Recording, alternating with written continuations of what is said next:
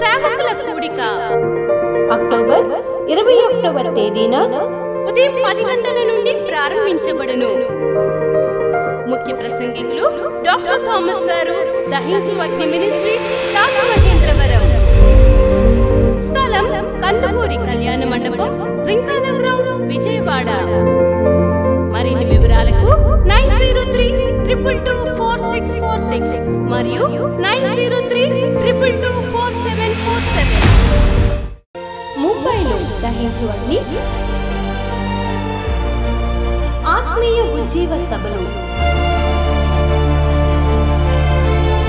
October 22, 23 తేదీలలో ప్రతిరోజు సాయంత్రం 6 గంటల నుండి ప్రారంభించబడును.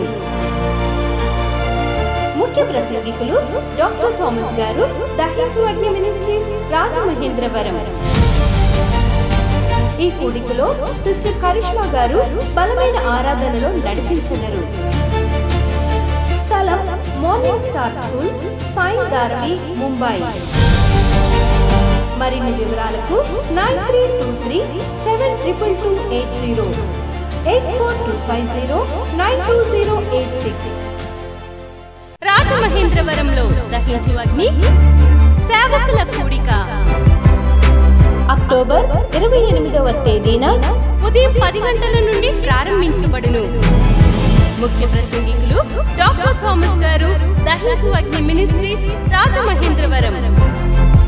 స్థలం దహించు అగ్ని ఆడిటోరియం, నటరాజ్ థియేటర్, రాజమహేంద్రవరం. మరిన్ని వివరాలకు 9494940072 మరియు 73. ఇది కుటుంబ ఆశీర్వాద కూడిక. ఇక్కడ మేము మా కుటుంబాలను కట్టుకున్నాం. మరి మీరు? అయితే ప్రతి శుక్రవారం రాజమహేంద్రవరంలో జరిగే ఈ కుటుంబ ఆశీర్వాద కూడికలో పాల్గొనండి. ఈ కూడిక జరుగు స్థలం దహించు అగ్ని ఆడిటోరియం, నటరాజ్ థియేటర్, రాజమహేంద్రవరం. సికింద్రాబాద్ లో దహించు అగ్ని అద్భుత అసాధారణ కూడిక ప్రతి శనివారం సాయంత్రం 5 గంటల నుండి ప్రారంభించబడును. స్థలం SPG church ground, alpha hotel వెనుక, సికింద్రాబాద్. మరిన్ని వివరాలకు 9494940074 మరియు 75.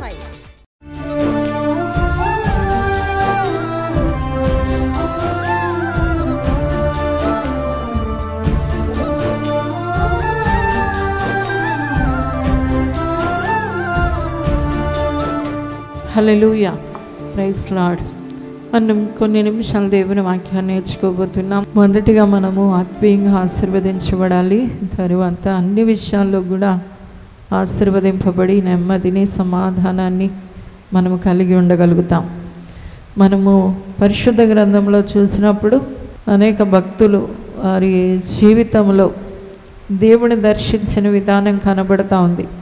ఒక వ్యక్తి ఆత్మీయంగా దేవునిలో కంటబడి ఆధ్యాత్మికంగా ఎదగడానికి, దైవ చిత్తానుసారంగా నడవడానికి పరిశుద్ధ గ్రంథంలో ఉన్న భక్తుల జీవితాలు మనకు గొప్ప సాక్ష్యంగా ఉన్నాయి. చూడండి, మనము యెషయా గ్రంథము 6వ అధ్యాయం చూసినప్పుడు అక్కడ యెషయా ప్రవక్త, పెద్ద ప్రవక్తల్లో మొదటి వాడైన యెషయా ప్రవక్త ఒక దర్శనాన్ని చూస్తున్నట్లుగా మనకు కనబడుతూ ఉంది. దేవుడు ఎవరినైతే ఏర్పాటు చేసుకున్నాడో వారిని దేవుడు తన ఆత్మచేత అభిషేకించినప్పుడు వారి నోటి నుండి ప్రవచనార్థమైన మాటలు ప్రజలకు ఆశీర్వాదకరంగా వచ్చేవి. అలాంటి గొప్ప ప్రవక్తగా ఉన్న యెషయా దైవ దర్శనాన్ని పొందుకొని దేవుని చిత్తంలో ఎలాగ కట్టబడ్డాడో, తన ఆత్మీయ జీవితంలో ఎలాంటి పరిపక్వతను పొందాడో మనకి ఇక్కడ కనబడడానికి అతని గూర్చిన ఒక ప్రత్యేకమైన అధ్యాయం ఇక్కడ కనబడుతూ ఉంది. యెషయా గ్రంథము 6వ అధ్యాయం 1వ వచనంలో చూస్తే, రాజైన ఉజ్జియా మృతి నొందిన సంవత్సరాన అత్యున్నత సింహాసనమందు ప్రభు ఆసీనుడై ఉండగా నేను చూచి తిని. హల్లెలూయా, హల్లెలూయా. యెషయా చెబుతా ఉన్నాడు, రాజైన ఉజ్జియా మృతి పొందిన తరువాత అతడు కలిగి ఉన్న గొప్ప అనుభవాన్ని గురించి తెలియజేస్తున్నాడు. అత్యున్నత సింహాసనం మీద నేను నా ప్రభుని చూడగలిగాను. ఈ రోజున క్రైస్తవులమైన మన ఆశీర్వాదం ఏంటి, మన బలం ఏంటి, మన జయం ఏంటి అంటే కీర్తనకారుడు అంటున్నాడు 144వ కీర్తనలో, నీ ముఖకాంతియే, నీ బాహువే, నీ పరిశుద్ధ సన్నిధే నాకు జయాన్ని అనుగ్రహిస్తుంది అని. ఒక మనిషి ఎలాగా అద్భుతమైన విజయంలో నడవగలడు, ఎలాగా అతని జీవితం ఆశీర్వాదకరమైన జీవితంగా నిలబెట్టబడగలదు అంటే అతడు దేవుని ఎరిగిన వాడిగా, దేవుని నమ్మిన వాడిగా ఉండడమే కాదు, దేవుని దర్శనాన్ని పొందిన వాడిగా కూడా ఉండాలి. ఒక కుటుంబంలో, నీ వ్యక్తిగత జీవితంలో దేవుని యొక్క ప్రత్యక్షతలను పొందే వ్యక్తిగా, దేవుణ్ణి చూసే వ్యక్తిగా, దైవ దర్శనం పొందే వ్యక్తిగా ఉన్న వాళ్ళ జీవితాలు అద్భుతమైన మహిమకరమైన జీవితాలుగా ఉంటాయి. అందుకనే ప్రభుని మనము ఏం చేయాలి అంటే, దేవని దర్శనాలు నాకు ఇవ్వండి, నీ ప్రత్యక్షతల్లో నన్ను నడిపించండి అని ప్రార్థన చేసేవారిగా ఉండాలి. సౌలు భయంకరమైన క్రీస్తు వ్యతిరేకిగా మనకు కనబడుతున్నాడు. అపోస్తుల కార్యం 9వ అధ్యాయం చూసినప్పుడు అతని అద్భుతమైన సాక్ష్యాన్ని మనం చూడగలుగుతున్నాం. క్రైస్తవ విరోధి అతడు ధర్మశాస్త్రం ఎరిగిన వాడే, పాత నిబంధన అంతా కూడా అతనికి ఆకలింపులో ఉంది. అయితే యేసుక్రీస్తు దేవుడు మానవుడుగా ఈ లోకానికి వచ్చాడు అనే సంగతిని అతడు అర్థం చేసుకోలేని వ్యక్తిగా ఉన్నాడు. దేవుడు ఈ లోకానికి శరీరధారిగా వచ్చాడు అనే సంగతిని అర్థం చేసుకోలేకుండా క్రైస్తవులకి వ్యతిరేకంగా పనిచేయడం, క్రైస్తవుల్ని దూషించడం, కొట్టడం, చంపడం అనే ఆ కిరాతకమైన పనిని చేసే వ్యక్తిగా ఉన్నప్పుడు దమస్కు గేటు దగ్గర దేవుడు అతన్ని దర్శించాడు. దేవునికి స్తోత్రం, హల్లెలూయా. అతని కన్నులకి వెలుగు కొట్టగానే అతనికి ఒక స్వరం వినబడతా ఉంది, సౌల సౌల నీవు నన్ను ఎలా హింసించుచున్నావు. అప్పుడు అతడు తేరుకున్నాడు. నీవెవరు ప్రభా, నువ్వెవరివి అని అడిగినప్పుడు నీవు హింసిస్తున్న దేవుణ్ణి అని చెప్పాడు. నీవు హింసిస్తున్న యేసుని నేనే అని చెప్పిన తరువాత అతని జీవితాన్ని మనం గమనించినప్పుడు అతడు దేవుని కొరకు విస్తారమైన పని చేసిన వ్యక్తిగా కనబడతా ఉన్నాడు. అతని జీవితం అంతా సార్థకమైపోయింది. దేవుని ప్రకటించడమే తన ప్రాణప్రదంగా భావించాడు. దేవుని కొరకే జీవించాలి అనే ఒక నిర్ణయానికి వచ్చేసాడు. అతడు గొప్ప అపోస్తలుడిగా పిలువబడ్డాడు. పరిశుద్ధ గ్రంథములో మనకి కొత్త నిబంధనలో కనబడుతున్న పత్రికలన్నీ కూడా అపోస్తలుడైన పౌలే రాశాడు. ఎందుకంటే దేవుణ్ణి అతడు సంపూర్ణంగా తన అనుభవంలో తెలుసుకున్నాడు. అనేక సార్లు దేవుణ్ణి చూచాడు. దేవునికి స్తోత్రం. ఈ రోజున మనం కూడా ఏదో ఎవరో చెబితే మనం దేవుని దగ్గరికి రాలేదు, కానీ దేవుని బిడ్డలారా ఈ రోజున లోకములో అనేక విమర్శలు మనకి వినబడతా ఉన్నాయి. అయితే మనం ఎప్పుడు స్టాండ్ అయిపోగలం, ఎప్పుడు స్థిరపడగలము? కొంతమంది ఇటంటే ఈ గాలి ఇసిరితే ఇటు, ఆ గాలి ఇసిరితే అటు అన్నట్టు జీవితాలు ఉంటాయి. అప్పుడే దేవుణ్ణి నమ్ముతారు. ఇంకొకరు ఎవరో చెప్తే దెయ్యాన్ని కూడా నమ్ముతారు, మనుషులను కూడా నమ్ముతారు. ఎందుకు ఇలాంటి తడబాటు ఎందుకు వస్తుంది? ఎందుకు అవకతవకలు వస్తున్నాయి అంటే వారు సరిగా దేవుణ్ణి ఎరగిన వారై ఉన్నారు. అందుకనే అపోస్తలుడైన పౌలు అంటున్నాడు, నేను నమ్మిన వారిని నేను ఎరుగుదును గనుక సిగ్గుపడను. హల్లెలూయా, హల్లెలూయా. దేవుణ్ణి మనము సంపూర్ణంగా దర్శించేవారిగా ఉండాలి. దేవుడిని, దేవా నా కళ్ళు తెరవండి, నేను నిన్ను చూడాలి, నీ మాట వినాలి. నా పెద్ద కూతురు క్యాథరిన్ 3 నెలలప్పుడు ఒకరోజు రాత్రి 11 గంటలకి ఆమె ఏడుపు స్టార్ట్ చేసింది. నాకు అర్థం కావడం లేదు ఎందుకు ఏడుస్తుందో. చాలా భయంకరంగా ఏడ్చేస్తుంది. ప్రార్థన చేస్తున్నాను. ఆ రాత్రి తెల్లవార్లు నేను మెలకుగానే ఉన్నాను. ఆ బిడ్డకు ప్రార్థన చేయడం, తరువాత అలాగే స్తుతి చెప్పడం. ఎందుకంటే నా ఆత్మ నలిగిపోతూ ఉంది. తన విషయంలో బాధపడుతుంది తను. అయితే నేను నలిగిపోతా ఉన్నాను. నేను మన్నాడు అయ్యేటప్పటికి నేను ఎంత సమస్యలు పోయానంటే చివరికి దేవుడి కృపను బట్టి తగ్గిపోయింది. హల్లెలూయా. తెల్లవారుజాముడికెల్లా మంచిగా పడుకుని పోయింది. కానీ ఆ నీరసం, ఆ బలహీనత నాకు 3 రోజుల వరకు తగ్గలేదు. ఎందుకంటే ఆ చిన్న బిడ్డ విషయంలో నేను నలిగిపోతా ఉన్నాను. అయ్యో ఎందుకు వచ్చింది, నొప్పి ఎందుకు వచ్చింది ఏంటి అని నేను తల్లడిల్లిపోతా ఉన్నాను. దేవుడు కూడా ఇలాంటి ప్రేమను మన ఎడల కనపరుస్తున్నారు. తల్లి ప్రేమ కంటే, తండ్రి ప్రేమ కంటే మహా గొప్ప ఉన్నతమైన అత్యున్నతమైన ప్రేమను దేవుడు మన ఎడల కలిగి ఉన్నాడు. దేవుని బిడ్డలారా, దేవునికి స్తోత్రం. హల్లెలూయా. కాబట్టి ఆ ప్రేమ గల తండ్రికి మన పరిస్థితులన్నీ తెలుసు. మన కష్టం, మన బాధని చూస్తూ ఊరుకుండే దేవుడు కాడు. అందుకని అంటున్నాడు ఆయన, నీ బాధలన్నిటి కోసం నేనేం చేశాను, బాధనొందాను. మన స్వస్థత కోసం ఆయన గాయాలు పొందారు. మన శాపగ్రస్తమైన సిలువని యేసు ప్రభు భరించి మనకి ఆశీర్వాదాలను ఇచ్చారు. మీ నిమిత్తం నేను దరిద్రుణ్ణయ్యాను అని చెప్తున్నారు.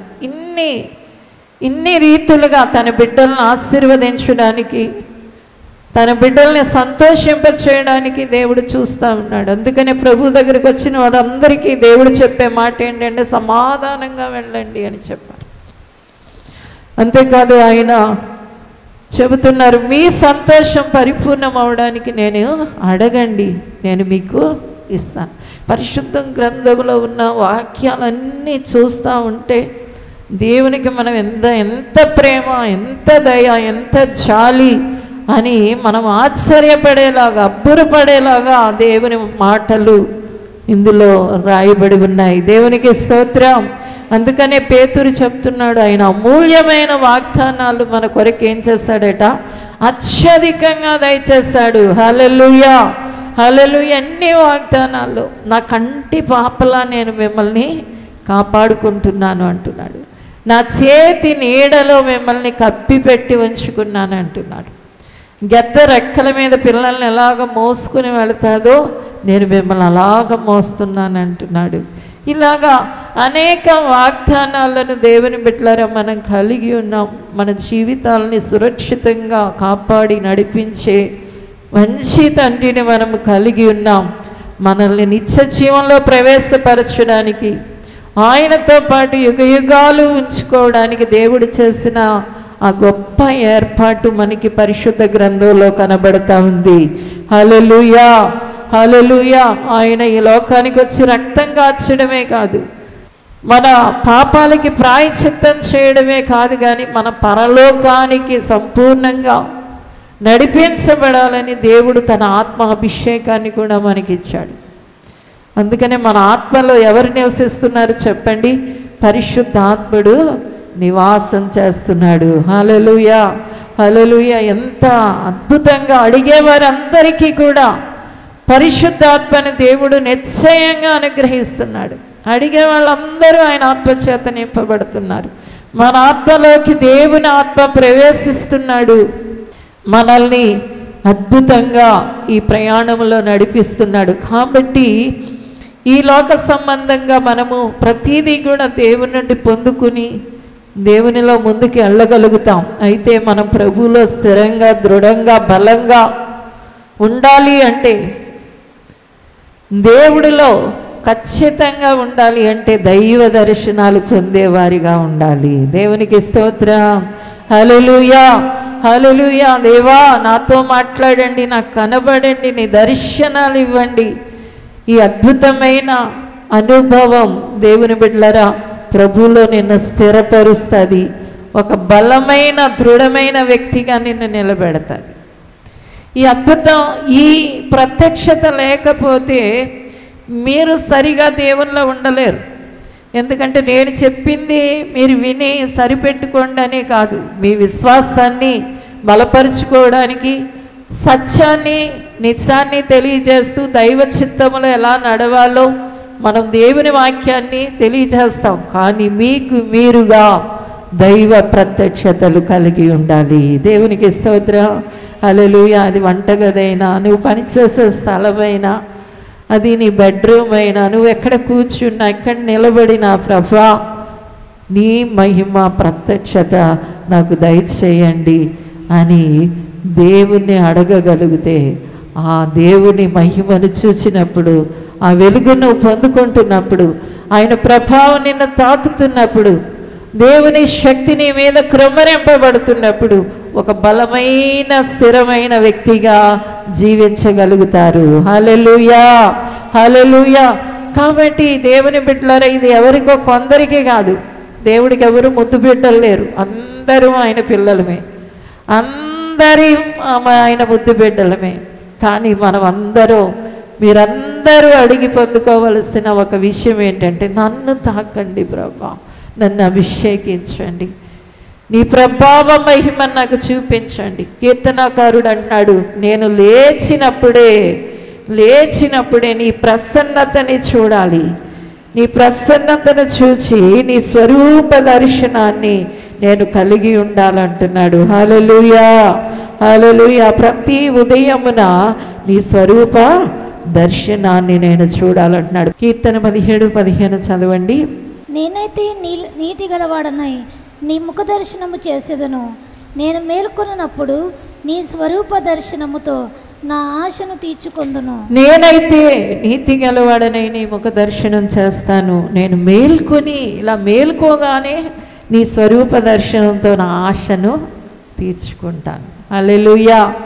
మనం జీవము లేని దాన్ని మొక్కడం లేదు. దేవుని బిడ్డలారా, సజీవుడైన యేసుక్రీస్తుని, యుగ యుగాలు జీవించే దేవుణ్ణి, నిత్యదేవుణ్ణి, సత్యదేవుణ్ణి, ఏక సత్యదేవుణ్ణి నువ్వు ఆరాధిస్తున్నావు. ఆయన నీకు కనబడతాడు, నీతో మాట్లాడతాడు, ఆయన మహిమను నీకు చూపిస్తాడు, ఆయన వెలుగు నీ మీద ప్రకాశిస్తుంది, ఆయన తేజో కాంతి నీ జీవితాన్ని నింపుతుంది. కాబట్టి దేవుని ఎడల ఇలాంటి గొప్ప ఆశ కలిగిన వారిగా ఉండాలి దేవుని బిడ్డలైన వారు. ప్రభా నాకు కనబడండి, నన్ను ముట్టండి అయ్యా, నీ వెలుగుతో నన్ను నింపండి ప్రభా అని అడిగేవాళ్ళు అద్భుతమైన మహిమ గల జీవితములో ప్రవేశించగలుగుతారు. చప్పట్లు కొట్టి దేవుని నామానికి మహిమ చెల్లించండి. హల్లెలూయా, హల్లెలూయా. మీరెవరైనా సరే, ఒక స్త్రీయా, ఒక పురుషుడా, ఒక చిన్న బిడ్డ, యవనస్తుడా, వృద్ధులా, ఎవరికైనా కూడా దేవుడి అనుభవాన్ని, ఈ ప్రత్యక్షతని దేవుడు తన బిడ్డలైన వారికి అందరికీ అనుగ్రహిస్తాడు. అందుకనే మన మనస్సాక్షి ఎంతో ఎక్కువ శుద్ధి చేయబడాలని, ఎందుకంటే హృదయ శుద్ధి గల వారు ధన్యులు, వారు దేవుణ్ణి చూస్తారు. మనం ఎంతో శుద్ధి చేయబడాలని దేవుడు తన అమూల్యమైన రక్తాన్ని మన కొరకు దారిపోస్తాడు. దేవుని రక్తం చేత మనల్ని ఎందుకు కడిగాడు అంటే, మనము అదృశ్యంగా మన చుట్టూ సంచరిస్తున్న మన ప్రభువుని మనం ఏం చేయాలి? చూడాలి. హల్లెలూయా, హల్లెలూయా. ఆశగల ప్రాణాన్ని దేవుడు నిశ్చయంగా తృప్తిపరుస్తాడు. దేవుని బిడ్డలారా, ఈ లోకంలో మన మంచి స్థితి, మన బాగోగులు, మన క్షేమం, మన వెలుగు, మన సమాధానం, మన నెమ్మది, మన సమృద్ధి, మన ఆరోగ్యం, ఆయుష్ యేసయ్య ఉన్నాడు. హల్లెలూయా, హల్లెలూయా. ఆయన కృప వెంబడి కృపను మనకి ఇస్తా ఉన్నాడట. ఆయన పరిపూర్ణుడు కాబట్టి కృప వెంబడి కృప మనలోకి వస్తానే ఉంది. మనం ప్రార్థించిన దానికంటే, మనం అడిగేదానికంటే, ఊహించిన దానికంటే అధికమైన దీవెనలు మనం పొందుకుంటున్నాం. కానీ ఒక్క ఆశ ప్రతి వాళ్ళు కలిగి ఉండాలి, దేవా నన్ను ముట్టుకోండి. దేవునికి స్తోత్రం. హల్లెలూయా, హల్లెలూయా. ఒక తల్లిదండ్రులు, వారికి 3 బిడ్డలు ఉన్నారు. వాళ్ళు తల్లిదండ్రులు ఇద్దరు కూడా సేవ నిమిత్తం వేరే ప్రాంతానికి వెళ్ళవలసి వచ్చినప్పుడు వాళ్ళ 3 బిడ్డలకి చెప్పారట, ఏమనంటే, మీరు ఉదయమే లేచి ప్రార్థన చేసుకోవాలి, తర్వాత అన్ని పనులు చేసుకోవాలి, మీరు స్కూల్కి రెడీ అవ్వాలి, తర్వాత స్కూల్కి వెళ్ళి వచ్చి మళ్ళీ తర్వాత అన్ని పనులు చేసుకోవాలి. మీకు ఆంటీ వస్తారు, ఆ ఆంటీ మీకు వంట చేసి పెడతారు, అది మంచిగా తిని పడుకునేటప్పుడు మరలా ప్రార్థన చేసుకుని పడుకోవాలని ఇలాగ చెప్పి, మేమిద్దరం కూడా ఒక 5 రోజుల్లో వచ్చేస్తామని చెప్పి వాళ్ళు వెళ్ళేటప్పుడు మా పిల్లలతో చెప్పారట, ఇదిగో దేవదూతల సహాయాన్ని కోరండి, ఎప్పుడైనా వచ్చి అవి మీకు సహాయం చేస్తాయని చెప్పేసి వెళ్ళారట. వెళ్ళిన తర్వాత దేవుని బిడ్డలారా, ఈ పిల్లలు ఉదయమే లేవడానికి మనం ఉదయం మమ్మీ వచ్చి మమ్మల్ని లేపేది కదా, ఈరోజు అమ్మ లేదు కదా లేపడానికి, మరి మమ్మల్ని ఎవరు లేపుతారు అని ఒకటి గుర్తొచ్చిందంటే, మీకు ఎప్పుడు కావాలైనా దేవదూతల సహాయం మీకు వస్తుంది అన్నప్పుడు ఈ ముగ్గురు పిల్లలు రాత్రి అనుకున్నారట, దేవదూతలను పంపండి యేసయ్య, మా అమ్మ లేదు కాబట్టి మమ్మల్ని లేపాలి అని చెప్పి పడుకున్న తర్వాత ఉదయకాలం లేవగానే కరెక్ట్గా 5 గంటలకి ఒక వెలుగులో నుండి ఒక మనిషి వచ్చాడట. దేవునికి స్తోత్రం, హల్లెలూయా. వాళ్ళ ముగ్గురిని లేపుతున్నారు. వాళ్ళకి అర్థమైంది ఇది ఈయన దేవదూత అని, ఈయన దేవదూత అని అర్థమైంది. వాళ్ళని లేపేటప్పటికి వాళ్ళకి తెలియకుండానే అద్భుతంగా చక్కగా ఇంతకుముందు వాళ్ళ అమ్మ లేపినప్పుడు కంటే చురుకుగా లేవడానికి, చకచక పనులు చేసుకోవడానికి వీళ్ళకి అర్థమవుతుంది, దేవదూత వచ్చింది కదా మనతో పాటు ఉన్నది అని. అన్ని పనులు ఇది చెయ్యండి అది చెయ్యండి అని చెప్పడాన్ని వాళ్ళు గమనించారు. తర్వాత 5 రోజులు అయింది. ప్రతిరోజు ఉదయం ఈ అనుభవం వాళ్ళకి కలుగుతుంది. ప్రతిరోజు ఉదయమే ఎవరో ఒక మహిమ గల వ్యక్తి వాళ్ళకి కనబడుతూనే ఉన్నాడు, వాళ్ళకి నడిపిస్తూనే ఉన్నాడు. తర్వాత 5 రోజుల తరువాత తల్లిదండ్రులు వచ్చి అడిగారట, అమ్మని మేము లేం కదా మీరు ఎలా లేచారు అని. మీరు వెళ్ళేటప్పుడు చివరి ఒక మాట చెప్పారు కదా, దేవదూతల సహాయం ఎప్పుడైనా అడగండి అని. కాబట్టి ఒక గంభీరమైన మహిమ గల వ్యక్తి మా దగ్గరికి వచ్చి మా చేత అన్ని పనులు చేయించారని చెప్పారట. దేవునికి స్తోత్రం. దేవుని బిడ్డలారా, మనుష్యులతో దేవుడు ఉంటాడా? అవును. దేవుడు ప్రేమించే మనుషులతో, దేవుని కొరకు దేవుని దీవెన కొరకు ఆశపడి ఆరాటపడే వ్యక్తులతో దేవుడు ఉంటాడు. యబ్బోకురేవు దగ్గర యాకోబు ఏం చేస్తా ఉన్నాడంటే వెళ్ళిపోతా ఉన్నాడు. అతడికి దేవుడు దీవెన కావాలి, దేవుడు ఆశీర్వాదం కావాలి. తనకి నేను జ్యేష్ఠుడిగా ఉండి మంచి స్థితిలో ఉండాలని ఒక గొప్ప తపన అతనిలో ఉంది. అందుకనే మనము ఆదికాండ 28లో చూస్తే వెళ్ళిపోతూ ఉండి చీకటి పడిందని ఒక తలగడ తెచ్చి ఒక రాయితే తలగడగా పెట్టుకుని నిద్రపోతూ ఉన్నాడు. అక్కడ ఆకాశం తెరవబడింది. ఆకాశానికి భూమికి ఒక నిచ్చెన వేయబడింది. దేవదూతలు ఎక్కుతూ దిగుతూ ఉన్నాయి. పరలోకంలో నుండి ఒక గంభీరమైన స్వరాన్ని అతడు వినగలుగుతున్నాడు. అప్పుడు చెప్పాడు, ఇది దేవుని మందిరం అంటున్నాడు. దేవునికి స్తోత్రం.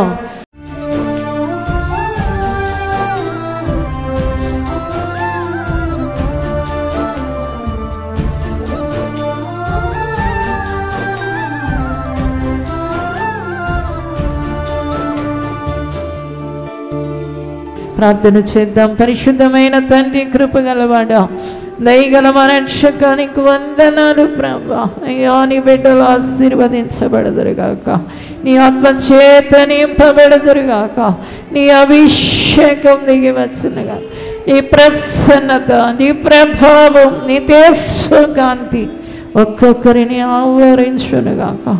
అయ్యా, నీ సన్నిధి కాంతి నాయనా, నీ స్పర్శ నాయనా, నీ స్పర్శ, నీ పాదాలు కనబడాలయ్యా, నీ ముఖ కాంతి పడాలయ్యా. అయ్యా, నీ దర్శనాలు కలగాలి, నీ కలలు కనాలి, నీ ప్రత్యక్షతలు చూడాలి. అయ్యా, ఆశీర్వదించయ్యా, ఆశీర్వదించు, అభిషేకించండి అయ్యా, దీవించండి, అద్భుతం చేయమని యేసునామమున అడుగుచున్నాము తండ్రి, ఆమేన్. విజయవాడలో దహించు అగ్ని సేవకుల కూడిక అక్టోబర్ 21వ తేదీన ఉదయం 10 గంటల నుండి ప్రారంభించబడును. ముఖ్య ప్రసంగికులు డాక్టర్ థామస్ గారు, దహించు అగ్ని మినిస్ట్రీస్, రాజమహేంద్రవరం. స్థలం కందుకూరి కళ్యాణ మండపం, జింకానా గ్రౌండ్స్, విజయవాడ. మరిన్ని వివరాలకు 9032224646 మరియు 9032224747. ముంబైలో దహించు అగ్ని ఆత్మీయ ఉజ్జీవ సభలు అక్టోబర్ 22, 23 తేదీలలో ప్రతిరోజు సాయంత్రం 6 గంటల నుండి ప్రారంభించబడును. ముఖ్య ప్రసంగికులు డాక్టర్ థామస్ గారు, దహించు అగ్ని మినిస్ట్రీస్, రాజమహేంద్రవరం. ఈ కూడికలో సిస్టర్ కరిష్మా గారు బలమైన ఆరాధనలో నడిపించెదరు. స్థలం morning star school, Sai Dharavi, Mumbai. మరిన్ని వివరాలకు 9323722280 8425092086. రాజమహేంద్రవరంలో దహించు అగ్ని సేవకుల కూడిక అక్టోబర్ 28వ తేదీన ఉదయం 10 గంటల నుండి ప్రారంభించబడును. ముఖ్య ప్రసంగికులు డాక్టర్ థామస్ గారు, దహించు అగ్ని మినిస్ట్రీస్, రాజమహేంద్రవరం. స్థలం దహించు అగ్ని ఆడిటోరియం, నటరాజ్ థియేటర్, రాజమహేంద్రవరం. మరిన్ని వివరాలకు 9494940072 మరియు 73. ఇది కుటుంబ ఆశీర్వాద కూడిక. ఇక్కడ మేము మా కుటుంబాలను కట్టుకున్నాం. మరి మీరు? అయితే ప్రతి శుక్రవారం రాజమహేంద్రవరంలో జరిగే ఈ కుటుంబ ఆశీర్వాద కూడికలో పాల్గొనండి. ఈ కూడిక జరుగు స్థలం దహించు అగ్ని ఆడిటోరియం, నటరాజ్ థియేటర్, రాజమహేంద్రవరం.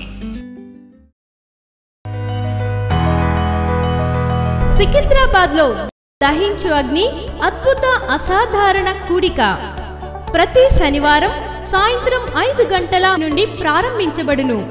స్థలం SPG church ground, alpha hotel వెనుక, సికింద్రాబాద్. మరిన్ని వివరాలకు 9494940074 మరియు 75. రాజమహేంద్రవరంలో దహించు అగ్ని అభిషేక ఆదివారపు ఆరాధన ఇప్పుడు ప్రతి ఆదివారం ఉదయం 9:30 నుండి ప్రారంభించబడును. తప్పక పాలు పొందండి, దైవిక ఆశీర్వాదం పొందండి. స్థలం దహించు అగ్ని ఆడిటోరియం, నటరాజ్ థియేటర్, రాజమహేంద్రవరం. మీ ప్రార్థన అవసరతలకు 9494940072 మరియు 73. ఈ టీవీ కార్యక్రమాన్ని చూసి ఆశీర్వదించబడినట్లయితే దహించు అగ్ని టీవీ పరిచర్యకు మరియు బ్లెస్సింగ్ ల్యాండ్ కు సహకరించండి. Dahinchu Agni trust current account number 357222444370, State Bank of India, main branch, Rajamahendravaram.